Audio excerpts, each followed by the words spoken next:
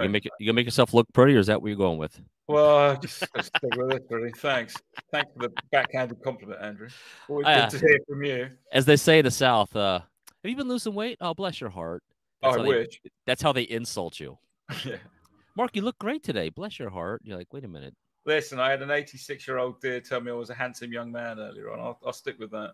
There you go. Dear old Caroline. All right, let's get this thing started. Yes, let's. 1, 2, 3. 3, go.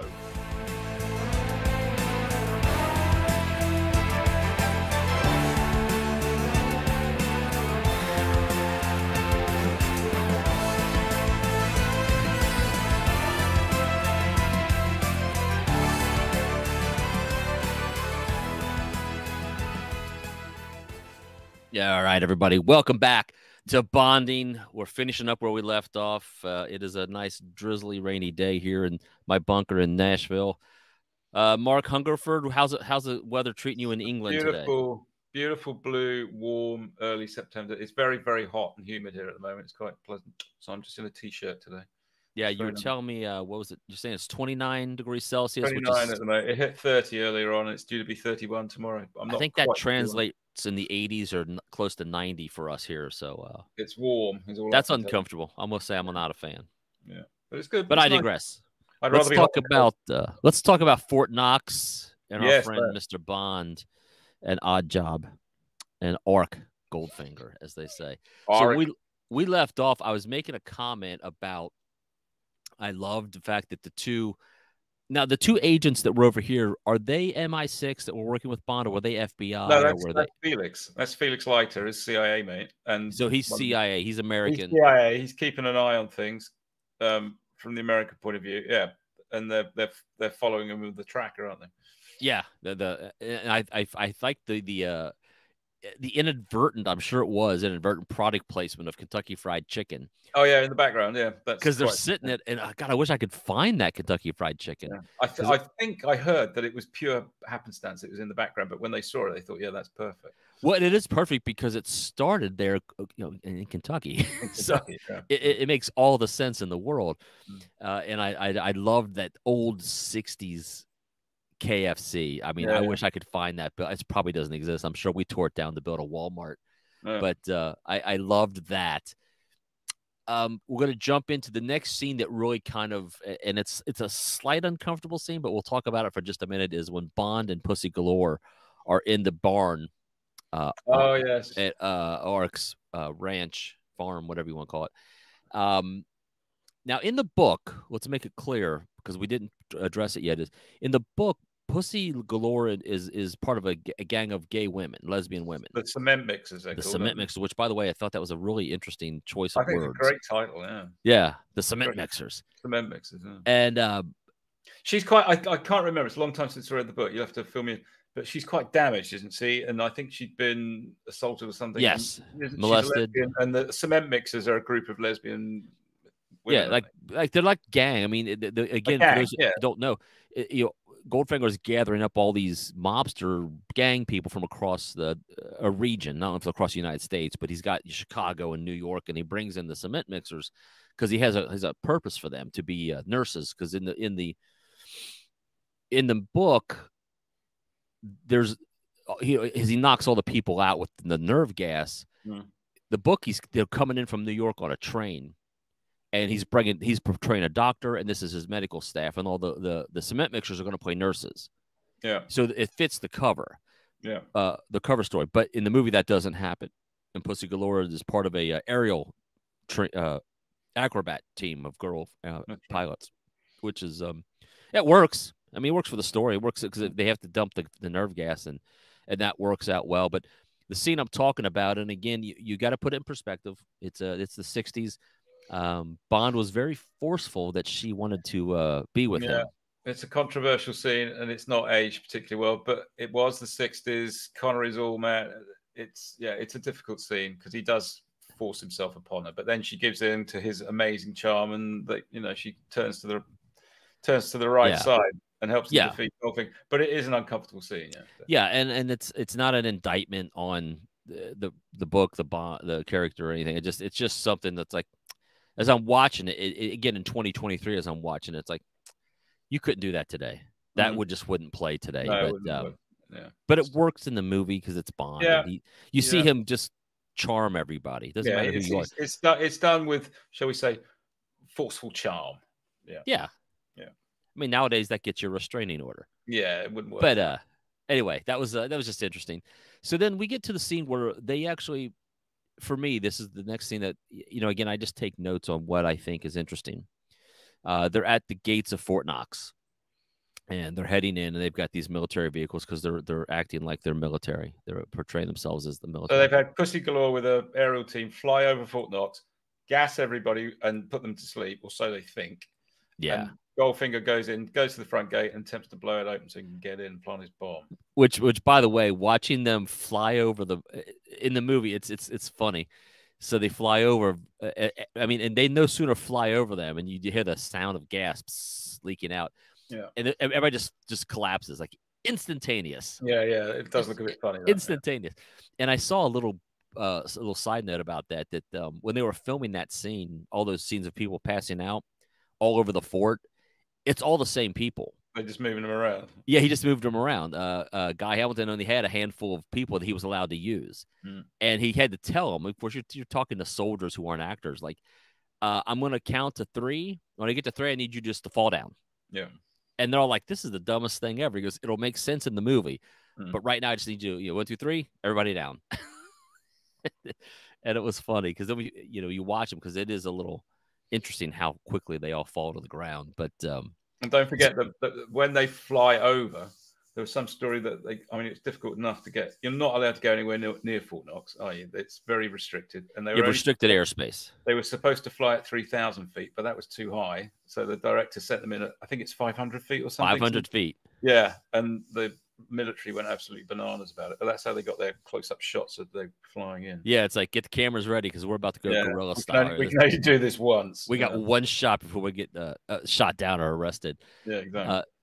So they do that scene, and they drive up to the gate, and they set like us, Andy. We've driven up to the gate of Fort Knox. Well, not that same gate, but we did drive up to a gate at Fort Knox. We did.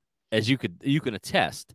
So they lay out all this explosives to blow this gate. And again, if you look closely, I'm pretty sure you could just drive your truck right through that gate and break it open. Yeah, it's not hugely secure by the look of it. Not like the gate Mark and I got pulled up to, and like, we're not getting in there. Yeah, there was no messing around at the real Fort Knox, that's for sure. Not at all. No. Again, no big whoop, but it was just funny. That's things I noticed. And then we get into Fort Knox itself. Now, Mark, you can probably speak to it.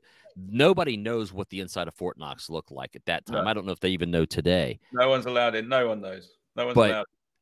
What you see is, I think that's a pretty darn cool representation of what I think Fort Knox would look like. But as we've discussed, I think Ken Adam, who designed it, wasn't allowed to go and have a look inside Fort Knox, so he used his imagination, his best guess, and apparently he wanted it to look like a cathedral of gold. So you see, it's very tall, isn't it? Lots of gold stacked everywhere. But apparently, in real life, gold bullion, it's too heavy to stack very high.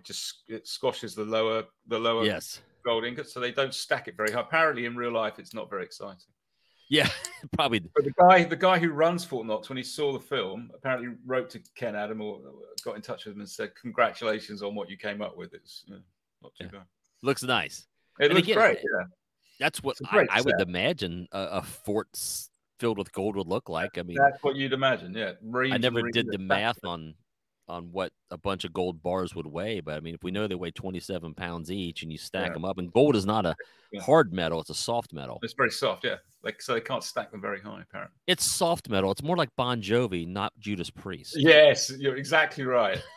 Gold is the Bon Jovi of the elements. You're right. Gold is the Bon Jovi of the periodic table. The metal. We'll keep that. We'll put a little clip in there somewhere to find something funny to put in there. I like that. So then we get in there. They set the bomb. They're going to it's got an atomic bomb from the Chinese guy, and they take it in, but they've got to take it all the way down because there's a massive. It's this cathedral of gold, so there's an elevator that takes them all the way down. There's all gold everywhere, and Bond ends up getting handcuffed to this nuclear bomb. Yeah, so the Goldfinger's idea is that I'm going to radiate all this gold. It'll be useless the gold, make it useless for 58 years, and apparently, you'll have to look it up and put it up on the screen. In the film, he says the radiation will last for 58 years. Apparently, that was, I think, last year, 2022. It would have. Well, would that have been it? Yeah, we'll have to look it up. But yeah, the year that Goldfinger says he's going to irradiate the gold, I think it's for 58 years. Well, I'll have to last year. I'll check that out. Yeah, and I like how Bond's he's doing the math. He's like 57 years. He's like 58. Yeah. And so the idea is so then if all of America's gold is useless and can't be used, the value of his gold will go through the roof. Will skyrocket. Absolutely. And that's the gist. That's what the bomb is. And Bond is handcuffed to it. There's a timer, of course, going off. And odd job. Goodbye, Mr. Bond. I love the way he says it as he walks away. Goodbye, Mr. Bond. Yes. And off he goes. It's great. He leaves him in there, and odd job is in there with what's the guy's name he's stuck with? He's one of the guys. Oh, he's one of the guys that's pretending to be an army general, isn't he? I can't remember. Yeah, it's one of Goldfinger's guys. Hoods. Yeah. But then Felix turns up. All the soldiers that they thought they gassed were asleep, weren't actually asleep. So they all storm Fort Knox to sort it all out. All the alarms start going off. Machine guns start firing. Goldfinger makes a break for it, shuts the main vault door, and keeps Oddjob and the guy, the henchman's name, I can't remember his name, in the vault, locked in. So, of course, the guy with the key to the bomb makes a break for it. Oddjob goes after him and throws him off one of the balconies, killing him. Yeah. But then that gives old Connery a chance to get out the handcuffs because he can see the key in the top pocket of this guy's uniform. That's what goes off. Eh? So there's a man. He's trying to reach for it, which is quite a good scene. And Oddjob is after him, and he's just Oddjob is coming down the stairs as quickly as he can. And Oddjob is a great villain. Would you want to take on Oddjob? No, he's a big dude. You know, he's a serious villain. So yeah. In real life, he was a wrestler too. Harold Sakata, big. But the cut back and forth to build the tension is Bond's reaching for the pocket. Oddjob is going down this massive stairwell. Down the stairs. Yeah. Can he get the key in time to unlock the handcuffs and fight the guy off? And he does it just in time. They do it just in time, and then the fight ensues. And Bond, I mean, he knows he's like, I can't beat this guy physically one-on-one. Well, Oddjob gives him a real kicking, let's be honest. He slaps him about in the film. Yeah, he throws him around like he's a rag doll. Yeah, Connery knows he's outclassed. So he's got to come he gets to he throws his bowler, and luckily he severs some electrical cable, and the cable falls to the ground. And Oddjob's he goes to throw the hat one more time, and it gets lodged, or Bond throws the hat, and it gets lodged in the bars. It gets stuck in some bars, yeah. And Oddjob is going for the hat. Oddjob's going to go for the hat. It's all over for Bond, because once he gets that hat, it's all done. And then, of course, he slides, dives, he sees the electrical wire smoking there, ready to go. He dives across the floor. It's a great dive. He dives across the floor, grabs it, straight against the bar, and Oddjob is electrocuted. And we lose Oddjob. Yeah, but it's a great scene. And did you know he actually got some slight burns during that, but he never broke character. He stayed for the whole scene. Yeah. Because the interview I saw with Guy Hamilton talked about, he goes, it was amazing because we didn't know he was getting burned. And we finally said, why didn't you say something? Because I knew you needed to get the shot. Yeah, it was great. Yeah, just staying there taking it. So Oddjob dies, and we lose him. Bond then rushes to the bomb, which is ticking away. It's just ticking away. This is it. This is how Bond dies. And luckily, our friends bust in. Bond is struggling on which wire to pull, which wire to cut. Tension's building. The ticker is ticking down. And precisely at one moment, the guy reaches in and he pulls the cable, saves the day, shuts the bomb off exactly at 007. Which is a great touch. Yeah, which I laughed. I was like, that's fitting. That's what you should have done. Yeah, it's a good touch. But as we were talking about, it was supposed to be 3 seconds left, and Bond even says in the scene, what does he say? Three more clicks. 3 more clicks, but it was actually 7. And they made that change kind of at the last minute. But Connery stayed in the scene. So let's see. I move on to So he saves the world. Bomb doesn't go off. Everything's all good, but Goldfinger gets away. the gold is fine. Goldfinger runs off. We have no idea where he's run off to. Well, he jumps in that helicopter with Pussy Galore, doesn't he? Because he's got a golden gun. And he gets to Bond is done. His work here is done, and the president wants to meet him. That's right. So James heads to the airport, gets on the plane, or gets he's heading towards the plane, and he says it's Felix, I think, is who he's talking to. Am I right? Yeah. What's the Marky says? I hope I can get a drink on board. Felix says, I told the staff drinks for 3. And Bond says, who are the other 2? And Felix says, there are no other 2. There are no other 2. It's a good line. Enters the plane, quite relaxed. He's ready to enjoy his and that plane, just a little bit of trivia, that plane that he gets on, there's a scene where Goldfinger flies over to America after the Aston Martin chase. They fly over to America, and there's the plane that Bond is in. They painted it one way with the Goldfinger paint on one side, and then when they needed to have the US plane to take him to the White House, they turned the plane around and they painted a different color on the other side. Apparently, it's the same plane, but they painted it up differently on both sides. That's smart. And again, those guys, probably Ken Adams, using his money wisely. Yeah. Cheaper to paint the plane than to get another one. Exactly. But yeah, so he gets on the plane, all is well, sits down for his martini, and look out, it's Goldfinger coming from the curtain leading to the cockpit. Which I was like, oh, shit. I was like, I thought it was over. And Goldfinger pulls out the gun. And as we've learned earlier in the movie, when Pussy Galore pulled a gun out on Bond on a plane, he makes the whole spiel about how you're not going to fire a gun in here. That 45 would go through me and through the fuselage, which would then suck us all out of the plane. Suck us all out. All very dramatic. And of course, Goldfinger, brilliant in all aspects of life, except for he wants to kill Bond. Even though he's had plenty of opportunities to kill Bond, he waits till he gets in the air. A shot's fired. The window explodes. Well, he said, Connery says to him, "Where's Pussy?" or something, and he goes, "She's at the controls," and just looks away like that. So Bond launches himself at Goldfinger, tackles him, tries to get the gun off him, and in the ensuing fight, a shot gets fired and it goes through a window. Yeah. And then they start to get thrown around the room. Yeah, they're thrown around the cabin. And our villain, Mr. Goldfinger himself, is sucked out of the plane. I like the sound effect as he goes out. He's squeezed out the window. Like that. Well, and it's a pretty interesting effect because if you looked at the size of Goldfinger and the size of that window, that was not going to go well for anybody. No. And like I'd said to you before we started recording, in the book, it was Odd Job is the one who gets sucked out the window. And Bond describes it as it's like a tube of toothpaste. Everything just starts shooting out. Yeah, grim. Now, granted, they were never going to do that, I think, in that.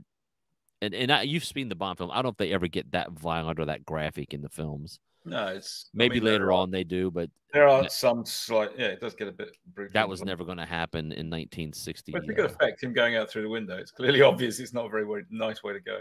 And of course, the plane starts to dive. Connery rushes to the cockpit.